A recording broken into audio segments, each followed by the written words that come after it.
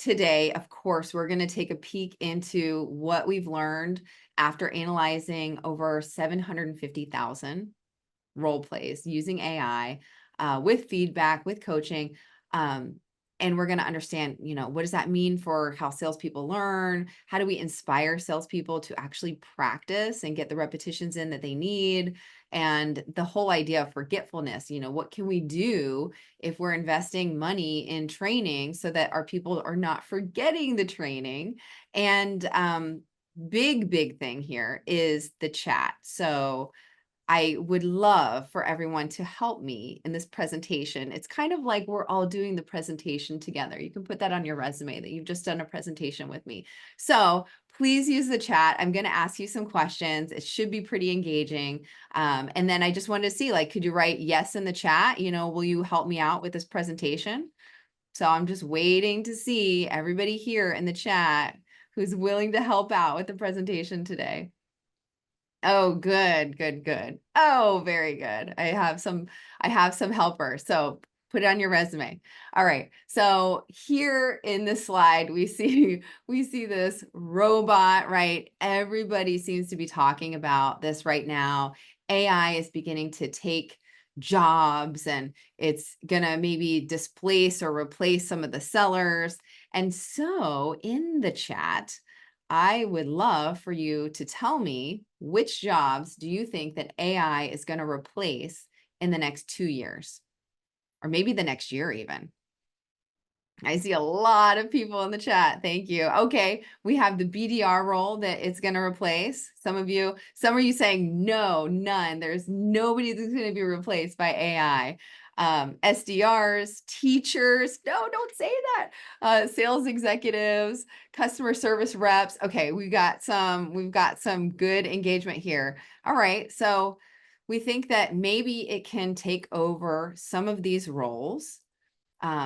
But, AI can just do so much to help us and support us, but, it can't really create that human connection that Gerhard and I were talking about in the very beginning, in the opening here, right? And, the one really that the humans can perform the best is that meaningful, that empathetic conversation to really establish trust and build up some mutual understanding. So AI may be doing so much to be able to help us to get people on the phone and support us when we're on the call, all of these things, but really humans should be having a lot of those conversations. All right. And so today I'm going to talk a little bit about how AI is improving human performance, and talk a little bit about how humans are actually adapting nicely to using and aligning and learning with AI, and with the platform that we've created where sellers can practice. It's an AI platform. They can practice having sales conversations, and they can get coaching, and they can get feedback. We've had over 45,000 sellers training on the platform. So we're going to talk a little bit about how that's going and what that looks like, and what AI and what science can tell us about how people learn. So sharing this data, 750,000 role plays, it should be a lot of fun. Now, I do have a question though, and I want to preface this by that first session that we had today was really good. All of these sessions are really good. We're paying attention. We're thinking through what's being said. But I want to know in the chat here, how much do you remember from that first session that we were in today? How much? Do you remember 100% of what you heard? 90%, 80%, 50%? How much do you remember from the beginning of the day, that first session, or whatever session that you've been a part of? So I see some hesitation in the chat. Oh, with your notes or your memory here. I have some people thinking, I don't know, right? Let's see, probably around 50% I'm seeing. So much, 100%, but ADHD Oh my gosh, necessitated detailed note taking. Oh, it's another person's calling someone out in the chat. Liars, right? I love this. I love the engagement here. It's tough to think about this because we are paying attention and we think when we're hearing something that we're gonna remember it. But it doesn't typically work out. So what do we know about memory and learning? And I think we had a presenter earlier today talking about the Ebbinghaus forgetting curve. So there was a German psychologist who actually was studying this well over 100 years ago, and just trying to understand hearing, seeing content, and how much he would actually forget over time. And he would chart this out over time, how much he actually forgot. And since then, there have been a variety of different studies that have been conducted, and they're corroborating that research. And I wrote a little blog about the forgetting curve, but long story short, in the beginning of the day, as soon as we're exposed to information, we are retaining a lot of it immediately. But by the end of the day, we are forgetting, right? It's a very steep forgetting curve. And so by the end of the day, we may have forgotten 70% of the things that we've heard, right? And a lot of this depends on like how much were we paying attention, how much did we care about the things that we learned, but we forget 70%. And by the end of the week, you may have forgotten as much as 90%, maybe even more of what you've been exposed to. So the idea here is that when we're exposed to information, let's say you're spending $300,000 to bring, part of your company in order to do some kind of a training, you don't want that training to be forgotten. So what do we need to do? We need to make sure that people are practicing, people are recalling this information that they've heard, that they've learned, especially if you're talking about changing the direction, maybe going from a features and benefits approach to more of a value selling or consultative selling or any kind of shift. You can't just train sellers and expect that they're going to make that shift. You really have to reinforce, and you have to do that with practice. So the question in the chat then is, how much role play practice is enough? So maybe you have a new methodology, maybe you have somebody that you're onboarding. How much role play practice do you think is enough? So we have someone here that probably heard what I was saying earlier this morning with Gerhardt. We have maybe it's 30. Any other guesses here? I don't know. We'll see. Some thumbs up. I appreciate that. No, I 20, that's a good one. All right. So I'll just go ahead, 40%. Lots of role plays as a steady diet. Oh, I love that. That's something new. I haven't heard that before. Well, if you look at this graph that I'm showing here, this is a graph of some of the data that we collected from role plays. Now, in these role plays, there is a score that you can get. It's, no 0 all the way up to 10,000. And so that's on the left-hand side. And on the bottom, you're looking at the actual number of these practice conversations going through. And what you'll see here is that we have a gap, right? And let me see if I can share it on the screen. When you initially begin the role play conversation, you right away, you get better because you build up a little bit more confidence. You start to understand the expectations of you. So you have an immediate boost, right? But what we see is that sellers need more and more practice, and they're getting a little bit better. Some things work, some things don't. It's trial and error. If they have great feedback and they have great coaching, then we'll actually see them to get better faster. But it is around the 30 practice mark with great coaching and feedback that we see this significant boost in performance. And again, it's not every single person where it's exactly 30. Maybe if you're really well trained, it's going to take less. Some people that are new, maybe it's going to take more. If you've built bad habits over a long period of time, it might take a little bit longer because you have to unlearn some and then you have to relearn some new. Yes, and that is 30 practices. Thank you for that question. So, what's happening then? If it's taking 30 practices roughly with great coaching and feedback to really begin to master skills, and maybe 40 to 50 to completely master these skills so that your sellers are having the kind of conversations that you want them to have, then what's happening? If sellers need the practice and it takes them time to get better, then what we see is that sellers are now practicing on customers, right? And what Mary Shea was talking about is, trying to build up revenue that's predictable. How can you have predictable revenue when your sellers are churning through leads? And even over time, your sellers need to reinforce their training because they forget. They have a long weekend, they go on vacation. Sometimes we just stumble over our words, or we get lazy, or we cut corners. And it's important to continue, not just learn the skill, but continue to reinforce some of these skills. All right, let's see. We have this idea then, right? If it takes practice to get better, how many of you agree with this phrase that practice makes perfect? So what do you think? So I see a lot of like, practice makes perfect. Practice makes perfect. Some say no, no, yes. Oh my gosh, we have some different opinions here in the chat. I love that. Well, I actually wrote another blog about something that I call the practice paradox.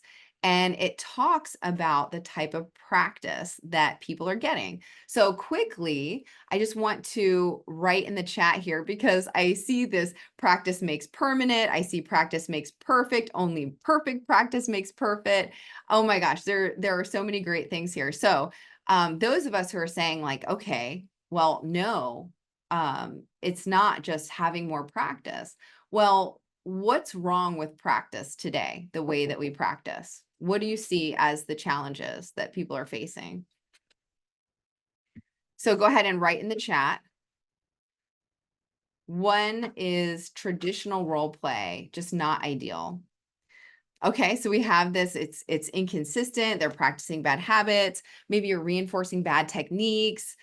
People are teaching who are not competent. Yes, practice takes time. Nobody has enough time to practice. It doesn't really mirror real life scenarios. Oh my gosh, you guys really are doing this presentation for me. It's great. It's not suited for the real life circumstances. All of this, oh my gosh, they are just flowing in. Thank you for all of this. So yes, I agree. And I wanted to talk briefly about the idea of the practice paradox, right? Practice alone isn't enough for all of these reasons that you've just written in the chat. And to keep in mind that not all practice is created equal. In fact, some practice can actually do you harm. And I see it over here in the chat. And I call this the practice paradox, right? We think, okay, we need more and more practice, and with more practice, we're going to get better. But that's the paradox, is that if we're practicing the wrong things, or the practice is not high quality, then it's not going to go well, right? So we have trainees that come in and they're role playing together. I used to do this in my classes, in fact, and my students would just role play together and they're like, what are we supposed to do? They don't know how to role play. They don't know how to be the buyer. They don't know how to be the seller. They don't know how to give feedback when they're beginning, right? So maybe they're wrong about how it's supposed to go. They're just not informed yet. And so what this is doing, it's creating and it's reinforcing bad habits. I even had some students that would role play with their grandparents. Someone sold shoes for 40 years and would teach the students how to sell in that way, but it was completely different from the enterprise type of selling that I was trying to teach my students. So it's kind of like the blind leading the blind in this example. And of course, when trainees are training with their manager, or a whole host of challenges that come with this. I completed a study with a group of researchers last semester, and last summer, and we were actually looking at salespeople at all, all levels of experience. And we found that the relationship with the manager in the feedback that they were giving to sellers were creating things like depression, depersonalization of work. It was creating a negative impact on mental health. Not all sellers can get access to their managers. Not all sellers, have great relationships with their managers. It can be very distracting when you're trying to role play with your manager and you're not sure if you're going to get put on a PIP or something is going to happen and the outcome is going to be bad. And you're so distracted that it's hard to really lean in and learn. And so it goes along with my background. I've spent the last 22 years studying how salespeople learn. I completed a dissertation on the topic. I've written many articles, a few books on the topic. And we have to really think about, with all these AI tools that are available to us, is really understanding how can we get sellers to lean in and how can we help and support them. So a little bit more on the practice paradox, just to kind of put it out there on the screen, is that new or novice sellers, they just don't know how to give feedback to each other.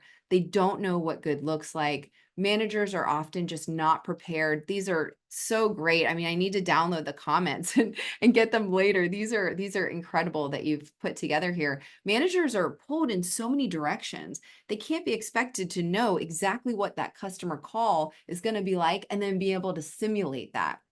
And then be able to go through all the different categories to provide some detailed feedback. You're going to miss things. Just like when I'm evaluating my own students' role plays, I have 70 students and I have to go through and watch the role plays. And so, yes, you end up cutting corners. You end up not giving the kind of detail. You miss things as you're writing notes, going through the role plays. It's a challenge. And managers just struggle to be consistent because they get fatigued. Maybe they have personality conflicts. Maybe they have other things going on. It's the beginning of the day. It's the end of the day, right? And so these inconsistencies, managers that are not prepared to support their people, it impacts the mental health of those sellers. And that relates to drops in performance, motivation, satisfaction, and it actually increases how likely someone is to leave if they're not really feeling like they're getting the support that they need. So, what can we do? How do we avoid some of these traps that are out there? What do we know? What can we do? How can we work through this? And we know that AI really creates this opportunity to have practice that is consistent, and AI can give feedback right away. It can give feedback as we're role playing. It can give feedback after we're done role playing. It can keep track of our progress. Managers can see it later. And I know in the classroom, we serve customers who are training with their companies, but we also serve over 60 plus, colleges and universities who actually use Rainmakers for free.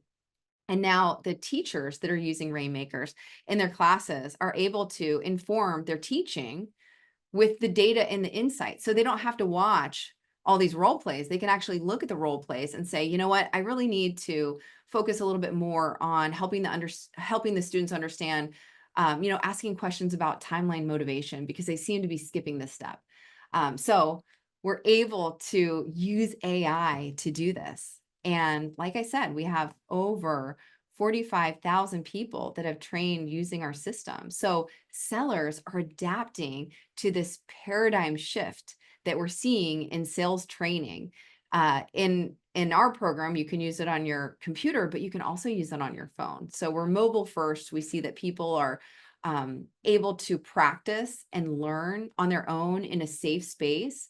They can do it while they're walking the dog or, on a train somewhere, anywhere. When you have that phone right in your hand, you can train, you can see your feedback. And so a lot of people ask us, okay, well, we want to do this, but how do we make sure that people are actually going to use it? And salespeople are finicky. Salespeople, they need to make sure that whatever you're doing to train them, is relevant. They feel like it's relevant, it's valuable, and it makes sense, right? We've all been through some of that compliance training where we're just checking the boxes and we don't want to do it. We don't see the value. Our organization is making us do that, but we don't really see that it's, relevant to what we're doing, our jobs. The feedback needs to come right away. So sellers want to see feedback. The longer you wait after a role play practice or any kind of feedback that you're giving to a seller, the less likely they're going to actually care about that feedback because too much has happened. So when I had 70 sales students before and I had to watch all their role plays, I would take a week to get back to them. And, my kids were trying to climb on my back, trying to get my attention while I had my nose in the laptop trying to watch all of these role plays. And so by the time I sent it, I spent so much time, so much effort, back surgeries, just trying to help everybody. And nobody really cared about the feedback because it was delivered too late. So that's one of the challenges, that feedback component. And then the application, they have to see how it applies really to that work. It has to simulate, what does the buyer sound like? What is the situation like? The methodology, everything has to align. So they feel like the time that they're putting in away from being customer facing is applicable to their work, and giving sellers agency, some control over this, control over the timing, control over how much they're practicing, control over some of their performance. That is critical to success. So AI helps by offering consistent practice, and you can get so many repetitions. You can get instant and you can get thoughtful feedback, and it really gives learners some control. And with this new mindset, this paradigm shift of how we see sales training, we're also seeing new results. So for the managers out there, you don't have to do all the role plays and try to prepare yourself and try to be everything to everybody in the organization, because you can't. But you can actually allow AI to support all of your efforts and be the hero still, the leader that you really, really want to be, and not get bogged down by all the role plays and the practice, and missing that coaching opportunity with your team. And you don't have to run yourself ragged anymore. So you might be thinking, all right, well, AI helps sellers prepare for better conversations, but how do I know if my team is really ready to do something like this? So I have some questions about automated role play tools, some things you should think about before getting started. You should really think about which conversations need the most improvement. I would not start out and try to fix every conversation at once.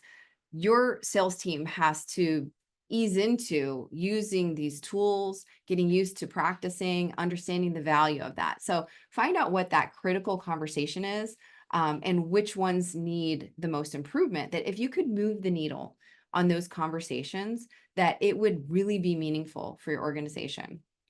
Think about your methodology that you're using, and do you need help refining it? Because if you're reinforcing a methodology, if you're reinforcing a conversation that is not going to drive the results you want, then you're also wasting your time. So you have to make sure that you have that in place. You know what you want.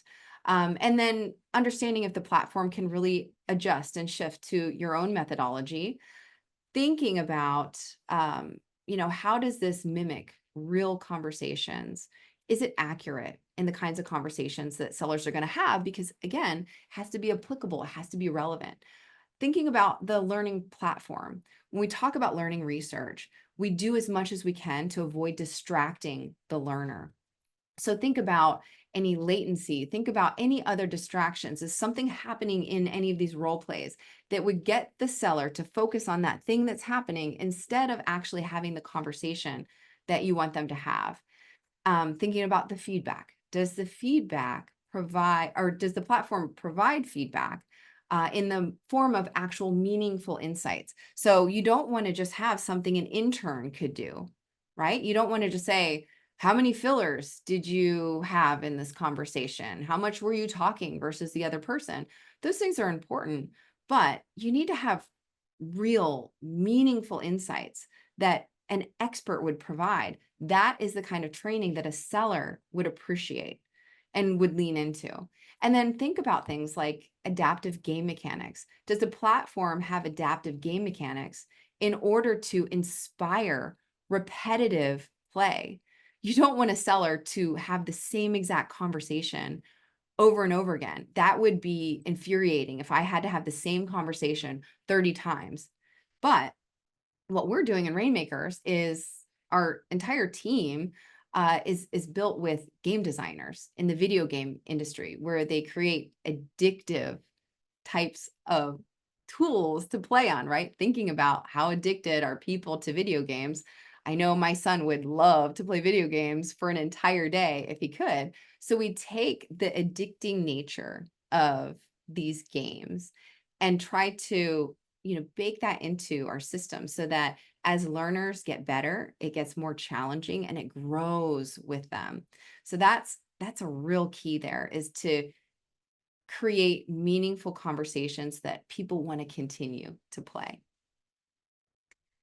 And by now, I think we're all ready to embrace AI. So I say, let's do it. And if you have some questions here, I'd love to see it. Oh, I see some people in the chat here. Rob Peterson, yes. Rob Peterson says all of your future sellers in my class are learning through Rainmakers. Thanks, Rob. Yes, yes. It's in so many universities and the students are getting better. If you look on my LinkedIn or if you search me up, a bunch of my students have been tagging me. They did an elevator pitch competition where they have to learn to tell a star story about themselves instead of meeting an employer and saying like, oh, I'm a junior, I'm this, major, and this is the job I want. Instead, they have to tell a story about how their skills are relevant. Let's see. Oh, okay. Gerhard's coming on soon. That's great. We'll see you soon, Gerhard. Let's see. How long do you think it will be before there's no human involvement in any more in selling? In other words, buying AI. Well, I don't know. I mean, I think that there's always going to be involvement, but we do see AI taking over some of these, buying and selling roles. But it just, these are some of the like medial tasks. So I don't think so. I agree with, I think that's Lori Richardson's picture there. I don't think that we're ever going to see salespeople go away. I hope not. I run the Bryant University Sales Institute, and we just received a donation to create a 5,000 square foot sales lab. So there's a lot of investment in training people how to sell. So I don't think it's going to go anywhere. Let's see. How is this implemented? Customization, training, application, measured results? Sure, that's a lot. So we customize to the conversation, the setting, the avatars that we use, the conversation, the product. I mean, everything is completely customized to the kind of conversation that the company wants to have. And with a very small group, we're able to train. Measured results. Typically how we think about success is the first thing we see is that people are using the system. And then we look at, are they using the system enough to actually get better, right? Because we're hearing a lot, that it's addicting and the people are, they keep coming in because they have buttons to just play again when they don't like their scores. So we see, are they playing enough? And then are they getting better? And so then we have to look at, okay, where are they struggling? Can we step in some way? There's coaching, of course, too.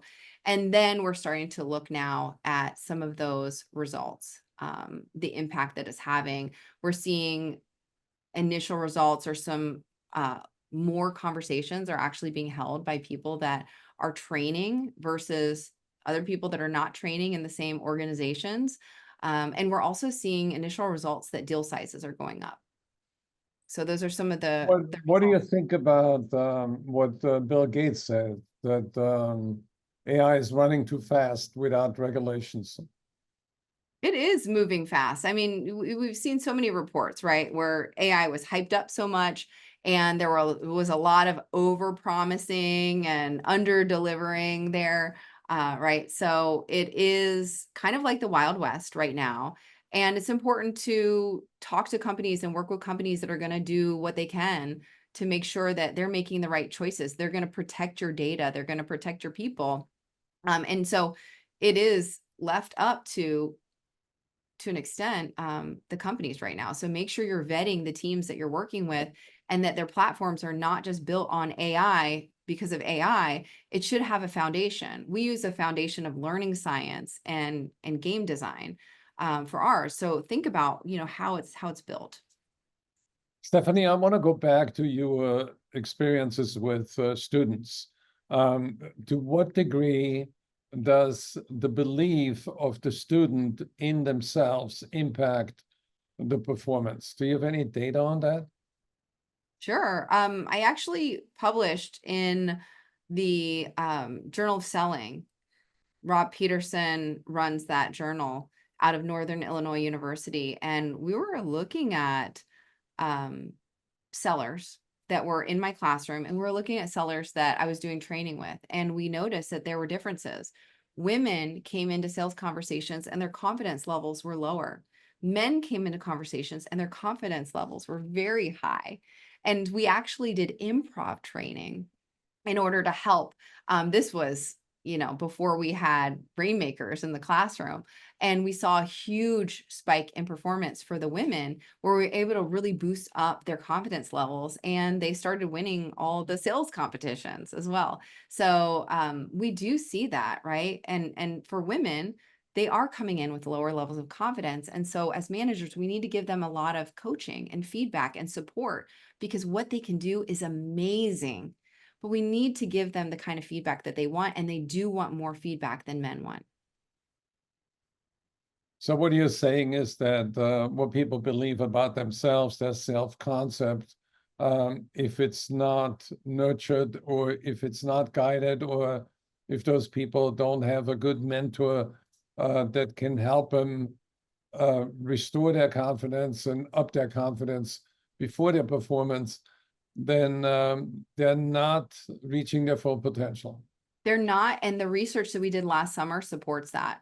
Instead of working harder, they start second guessing themselves. They think about other things. So in their mind, you only have so much capacity Right. to think about things. And so now their mind is getting filled up by self-deprecating thoughts, right? And worry, and not sure if they're going to be able to keep their job, not sure if they're going to be able to go in and, make the deal. As soon as they hear an objection, then they think, oh gosh, the sale is over. It's not going to work for me. So we have to boost our people up. And if we don't, then we see that impact on mental health in a very negative way.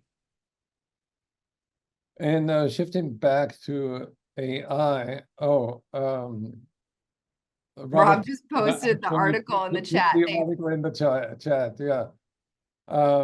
Jose is asking, how long does an average program take? Do you recommend a certain period of time, for instance, 6 months or 1 year or maybe forever? I think that people should always come in and practice, but there is a ramp up time.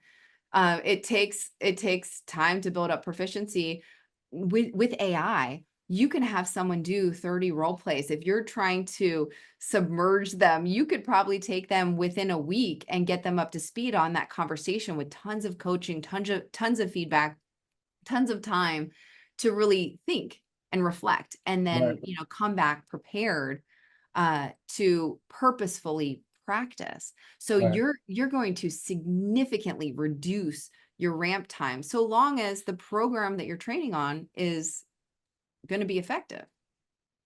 We're a little bit over time, but I'm intrigued by one more data point that we discussed yesterday when Alex Kutichin with Fuel Inc. came up with a graph and showed the average hourly salary of a salesperson as a key performance indicator. And when they learned more, then their average salary went up. What do you think of that metric? Well, that actually inspired my research from the beginning when I was, gosh, in the early 2000s. I wanted to understand what was the difference between a typical seller and that seller that was like your all-star.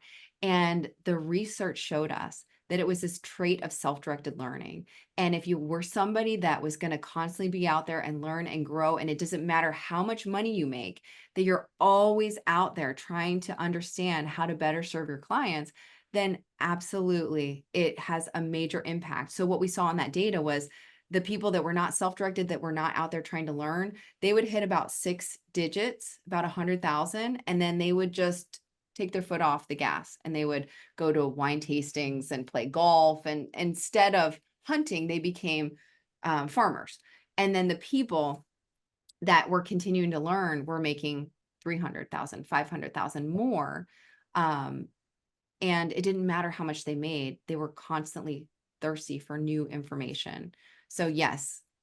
I think that we have the old way of thinking was there were hunters and farmers, and actually with AI, you have a third analogy, which is the trapper, because if you have great information at your fingertips, then you can trap more customers' imaginations. That's right. Thank you so much. And thank you everyone for being a part of this presentation. Please put it on your resume.